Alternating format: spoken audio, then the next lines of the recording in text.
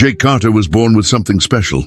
In Austin, Texas, where football is a way of life. His name became a legend before he even turned 18. He wasn't just good. He was the kind of athlete that made scouts stop mid-sentence, shake their heads and say, "This kid's the future."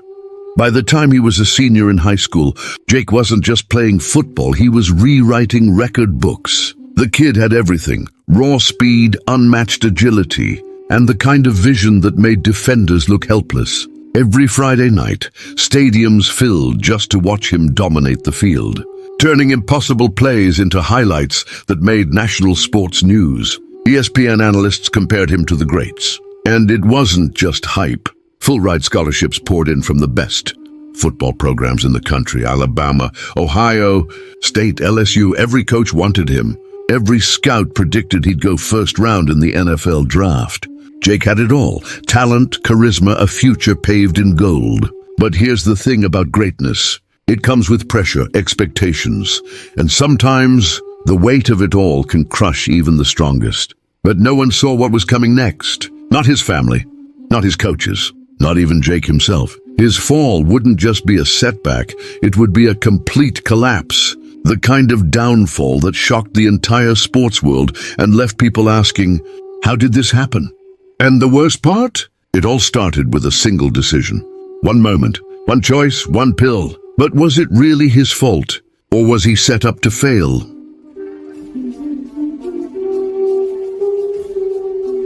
Welcome to Hall of Gentle Stories. Where are you watching from? Let's know in the comment below. Make sure you see this amazing story till the end. And don't forget to like, share, and subscribe for more interesting stories. Let's begin. Jake Carter had always been tough. Pain was just part of the game, something you played through, something you shook off. But this time, it was different. It happened during a high-stakes college game in Tuscaloosa, Alabama. The crowd of over 100,000 roared as Jake sprinted down the field, dodging tackles like they were nothing. He was untouchable until he wasn't. A late hit, helmet to the knee, sent him crashing down. The moment his body hit the turf, he knew something was wrong. Trainers rushed over. The pain was unbearable, but there was no way he was sitting out. Not when scouts were watching, not when his future depended on it. The team doctor handed him a few pills. "Take these," he said. "You'll be fine." And for a while he was. The pain dulled and Jake kept playing. But later that night, when the adrenaline wore off, reality hit. His knee was swollen, throbbing, burning. The prescription painkillers, they barely made a difference. That's when a teammate pulled him aside. A guy Jake had looked up to, a star player, someone who had been through it all before. "Look, man, those pills the doctors give you, they're weak. But this," he pulled out a small bottle. "No prescription, no label, just a promise. This will actually help you recover faster." Jake hesitated, but just for a second. He wanted to be great. He had to be great. And if this was what the pros were doing, then maybe it was just part of the game. One pill, then another. And before he even realized it, he needed them. But here's the real question. Was this Jake's fault? Or was he set up to fail from the start? Because in the world of elite sports, painkillers weren't just medicine. They were part of the culture. Jake Carter was on fire. His speed, faster than ever. His movements, sharp. Pain, what pain? He wasn't just playing well, he was dominating. Every game, every play, every moment he felt unstoppable. And the coaches, they weren't asking questions. Because as long as Jake was winning games, nothing else mattered. The crowd at Bryant-Denny Stadium in Tuscaloosa erupted every time he touched the ball. The scouts in the stands whispered his name, comparing him to the greats. Broadcasters called him the future of the NFL. But behind the roar of the fans, behind the highlight reels and the celebrations, Jake was losing himself. At first, the pills were just for the pain, just to get through practice, just to make it through a game. But soon it became something else. One pill before practice turned into 2, then 3 before a game, then 4 just to feel normal. But the thing about addiction, it doesn't stop at one thing. It grows, it takes more. It demands more. Jake wasn't just taking pills anymore. He was drinking too, partying harder, spending money like it would never run out. He had always been disciplined, First to practice, last to leave. That's how he made it this far. But now he was skipping workouts, missing team meetings, showing up late, and people noticed. His teammates whispered about him in the locker room. Coaches glanced at each other but said nothing. The trainers knew something was off. Even his family saw it. His mother's voice, worried over the phone, asking if he was okay. But no one stopped him, because Jake was winning. And in the world of college football, winning is everything. It wasn't until one night, after another huge win, that the cracks started to show. Jake walked into his apartment in downtown Tuscaloosa, tossing his duffel bag onto the couch. His body ached, but he knew what would fix it. He reached for the pills, only to realize he was out. His hands started shaking. His chest felt tight. His heart pounded in his ears. He needed more. So, he did what he never thought he'd do. He picked up his phone, scrolled to a number a teammate had given him, and sent a message. Minutes later, a reply, "I got you." That was all it took. The next day, Jake showed up to practice like nothing had happened. Coaches saw the bags under his eyes. They noticed how his hands trembled when he tied his cleats, but they still didn't stop him. Because the truth is, they didn't want to. As long as he kept scoring touchdowns, as long as he kept filling stadiums, as long as the money kept rolling in, his problems weren't their problems. So the question remains, did Jake fail himself? Or did the system set him up to fail?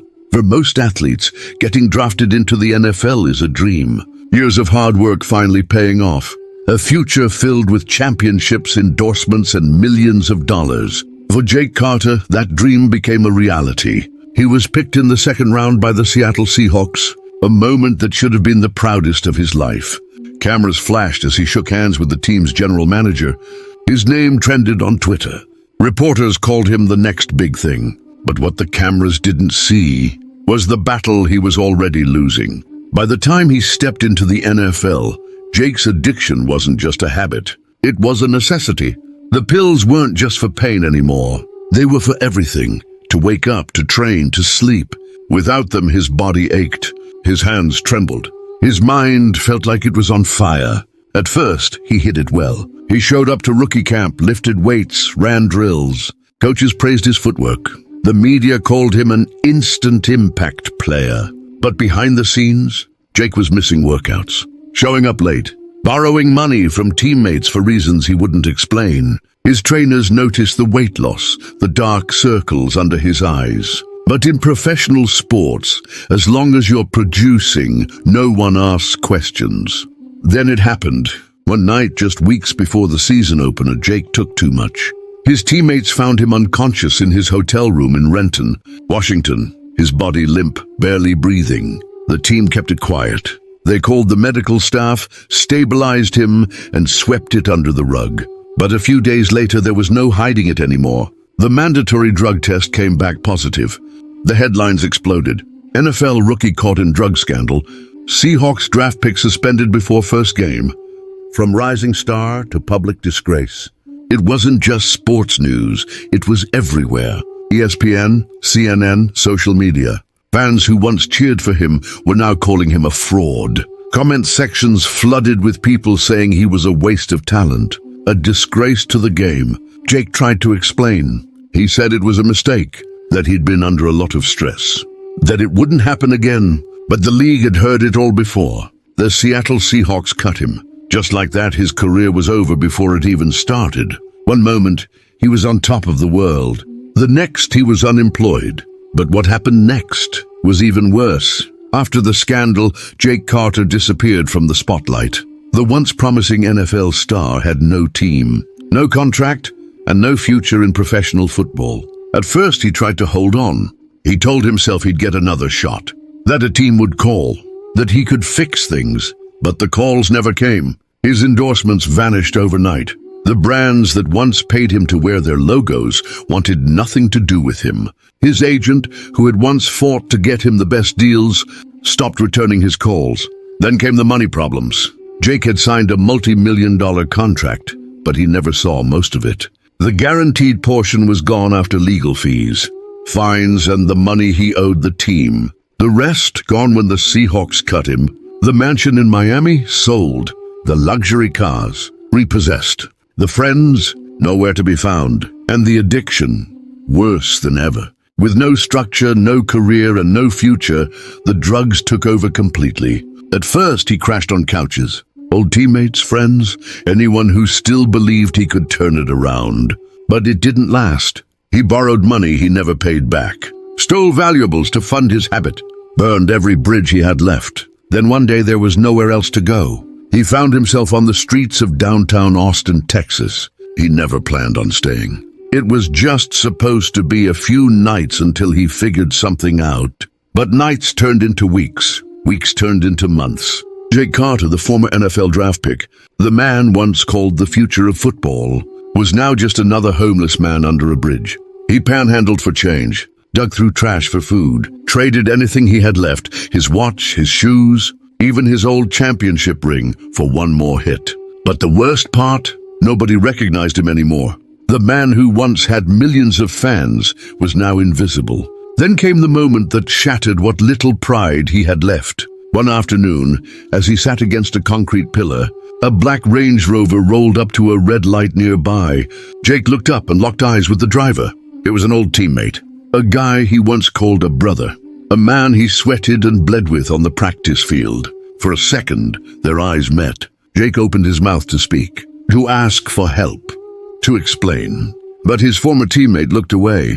The light turned green. The Range Rover pulled off. And just like that, Jake knew. He was truly alone, but was this where his story ended? Or was there still a way out? Jake Carter had lost everything. His career, his family, his dignity, and now he was about to lose his life.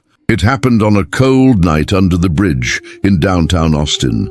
The kind of night where the wind cuts through layers of clothing like a knife, and the city feels like it has forgotten you exist. Jake had managed to scrape together just enough cash to get his next fix. But this time it was different. The second he injected the needle, his body betrayed him. His vision blurred.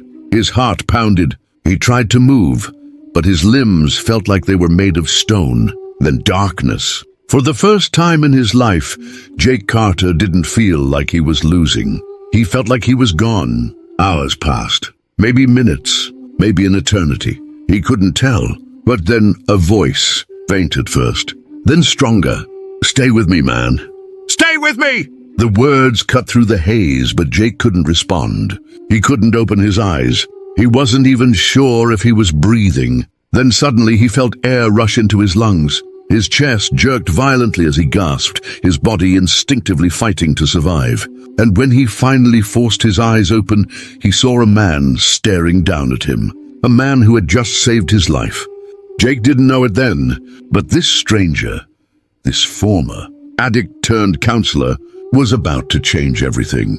When Jake woke up again, he was somewhere unfamiliar. Bright lights, clean sheets, the steady beeping of a heart monitor.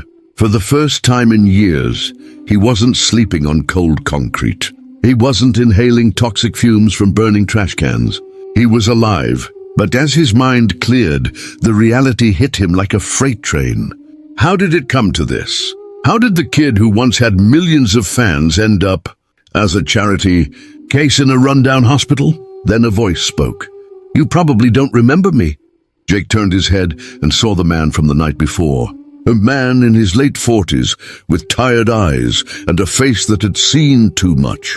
But there was something familiar about him. "I used to be like you," the man continued. "I had it all. Then I lost it. Addiction took everything. But I got a second chance." Jake stayed silent. Then the man said something that made his stomach turn. "You've got a choice to make." Jake swallowed hard. The man leaned in. "You can stay in this bed, walk out of here, and end up back on the streets." He paused. "Or you can fight." Jake knew what that meant. It meant giving up the drugs. It meant facing his demons. It meant looking in the mirror and accepting what he had become.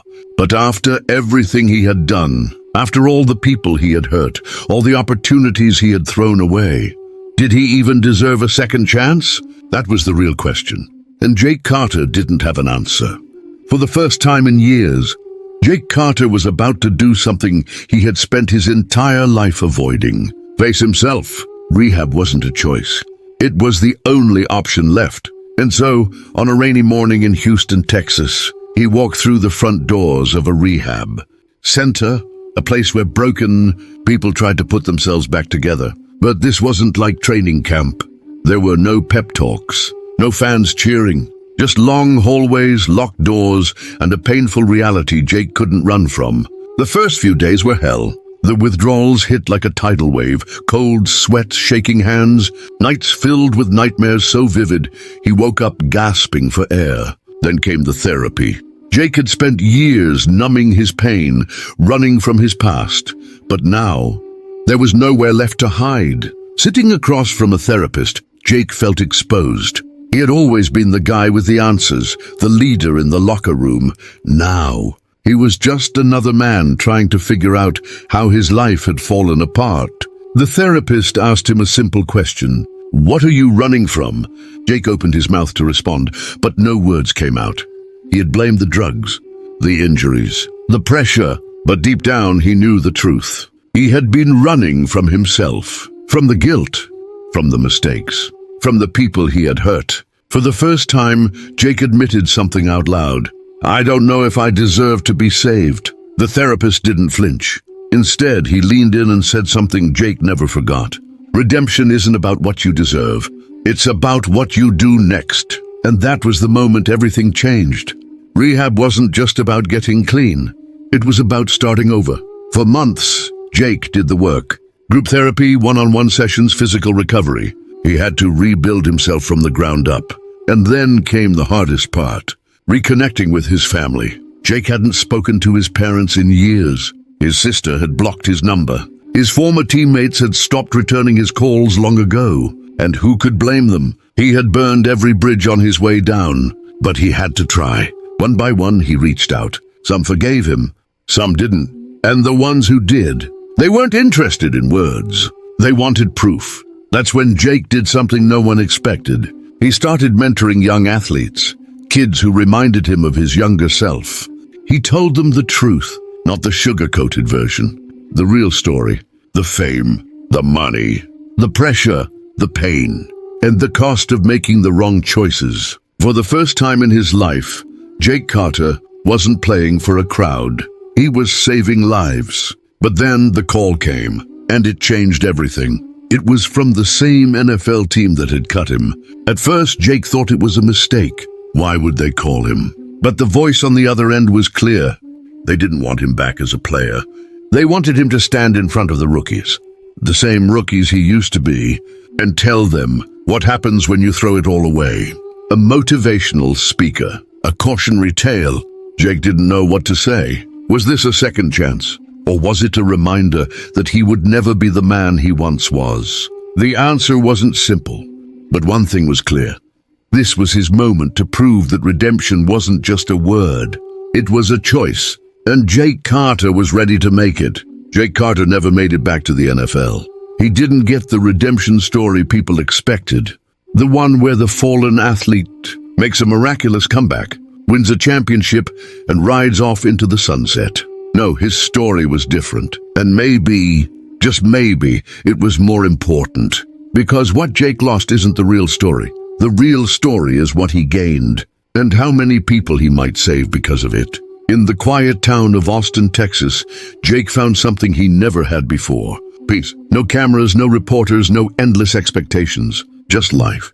He worked at a youth center, spending his days talking to kids who reminded him of his younger self, kids with talent, dreams, and a dangerous lack of awareness about how quickly it all could slip away. He told them everything, the highs, the lows, the consequences, and they listened. Not because he was famous, not because he had once been a star, but because he was real, because he had been where they were heading. One day, after a talk at a local high school, a 17-year-old kid named Marcus walked up to Jake. His hands were shaking. His eyes were filled with something Jake recognized immediately, fear.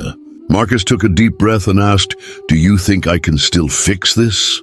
Jake had heard that question before, from teammates, from reporters, from himself. He didn't ask Marcus what he meant. He already knew. A failed drug test, a coach who was losing faith, a mother who stayed up at night crying, a future that was slipping through his fingers. Jake looked at the kid the same way a coach once looked at him, and he told him the truth. Yes, but only if you start right now. Jake couldn't save his own career, but maybe he could save someone else's. He started visiting more schools, more football programs. He spoke at universities, even went to NFL rookie camps, standing in front of young players who were still on the right path, hoping they would listen before it was too late. Some did, some didn't, because that's the thing about life. Some lessons you only learn when it's too late. One night, Jake's phone rang. It was Marcus's mother. Her voice was shaking. Jake knew something had happened. Marcus had promised to turn things around. He had looked Jake in the eye and sworn he would make better choices. But addiction doesn't care about promises. Marcus was gone. One overdose, one mistake too many. And just like that, another life was lost. Jake sat in his car for hours that night, staring at the empty streets, thinking, regretting, wondering if he had done enough. Had Marcus listened? Had he waited too long to change? Or had Jake just failed to reach him in time? The questions haunted him. And then a thought hit him so hard, it felt like a punch to the chest. How many more were out there? How many kids were standing at the same crossroads, teetering between greatness and tragedy? How many futures could still be saved? Jake knew what he had to do. He couldn't change the past. He couldn't rewrite his own mistakes, but he could make sure others didn't follow his path. So he doubled down. More talks, more mentorship, more brutal honesty about what happens when you throw everything away. Because the real tragedy wasn't what happened to him. It was the fact that it was still happening to others. Every year, dozens of promising young athletes make the same mistakes. They think they're invincible. They think they have time. They think what happened to Jake Carter will never happen to them. Until it does. Until they're standing exactly where he stood, alone, broken, and wondering where it all went wrong. Jake's story doesn't have the fairy tale ending, but it has something more powerful. A lesson, a warning, and a message that needs to be heard. Because right now, somewhere out there, another young athlete is making the same choices. And maybe, just maybe, this story will reach them before it's too late. So the real question isn't what Jake Carter lost. It's how many people he can still save. And the only way that happens is if this story is told. So share it, because the next Marcus might still have time.